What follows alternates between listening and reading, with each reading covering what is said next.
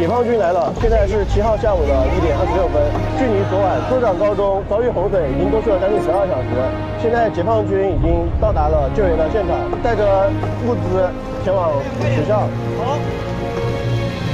现在在前往学校的路上，我们可以看到这些指示牌已经被淹了，这里的水位已经比较深了，水已经快淹没到红绿灯了。